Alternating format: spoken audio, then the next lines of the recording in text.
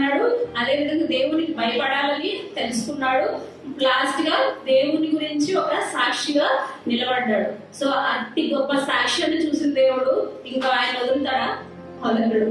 రక్షణను ఆయన ఏ స్థితిలో ఉన్నాడు యేసుప్రభు వారు మనం చూసినట్లయితే ఈ యొక్క వేదన ఎప్పటి నుండి స్టార్ట్ అయింది? ఉదయం 9 గంటల నుండి స్టార్ట్ అయింది. యెరూషలేము వీధుల్లో ఎంతో అపహసించు మనుషుల మధ్య దగ్గర 500 మంది మనుషులు ఉన్నారంట, బంటులు ఉన్నారంట. వాళ్ళు కొరడాలతో కొడుతూ ఒళ్ళంతా చీల్చేసి అతన్ని గొల్గొతా కొండపైకి ఎక్కుచున్నప్పుడు ఎక్కలేక అది యేసుప్రభు వారు 80 కేజీలు ఉంటే ఆ శిలువ 150 కేజీలు ఉన్నంత. మరి ఎట్లా మోసారు? నేను అది ఊహించుకున్నప్పుడు చాలా భయంకరంగా అనిపించింది. అంత ఎత్తు 150 కేజీలు ఉన్నటువంటి ఆ శిలువను మోసుకుంటూ గొల్గొతా కొండపైకి వెళ్ళి అక్కడ మళ్ళా 8 అంగుళాలు ఉన్నటువంటి శీలలు చేతుల్లో కొట్టి, కాళ్ళల్లో కొట్టి, ప్రక్కలో పోటు వచ్చి ఎండ అలాంటి స్థితిలో ఉండి ఎవరైనా మనం కొంచెం బాధలో ఉన్నప్పుడు ఎవరిని ఏదైనా అడిగితేనే తర్వాత చూద్దాం,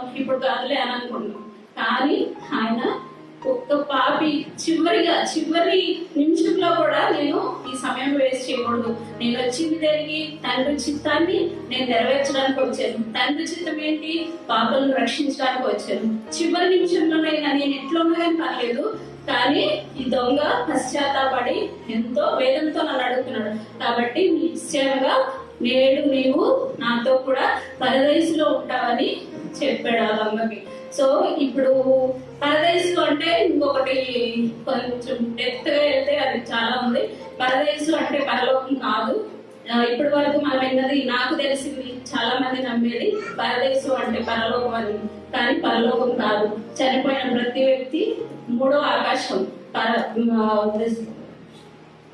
పాతాళానికి వెళ్ళబడతారు. పాతాళంలో ఈ విశ్వాసులందరూ, లేదు అంటే దేవుణ్ణి నమ్మి విశ్వసించి దేవుని కొరకు ప్రయాసపడిన వారందరూ కూడా నెమ్మది పొందే ఒక స్థలం ఉంది. పాతాళంలోనే ఒక 2 పోర్షన్స్ ఉంటాయి. ఒక సైడ్ పాపాత్ములు వేదనతో బాధపడుతూ ఉంటారు. అదేవిధంగా రెండో వైపు చూసినప్పుడు ఎవరైతే దేవుని కొరకు ప్రయాసపడిన వారందరూ కూడా విశ్రాంతి, నెమ్మది, దేవుని రాకడ కొరకు ఎదురు చూస్తూ స్తుతిగానాలు చేసుకుంటూ ఉంటారని మనం ఇంకా లోతుగా అధ్యయనం చేసినప్పుడు మనకు తెలుస్తుంది. కాబట్టి ఈ యొక్క 3 విషయాల్లో మనం చూసింది మనం గ్రహించాలి. దానిలో ఉన్నటువంటి సారాంశాన్ని గ్రహించాలి. ఫస్ట్ దొంగ అయితే దూషిస్తూ అతనికి ఉన్నాయి అతను చూసుకోవట్లేదు, లేదంటే అతని స్థితి అతను చూసుకోవట్లేదు, లేదు అని నేను తప్పు చేశాను కదా, నేను అడగవచ్చు కదా, ఛాన్స్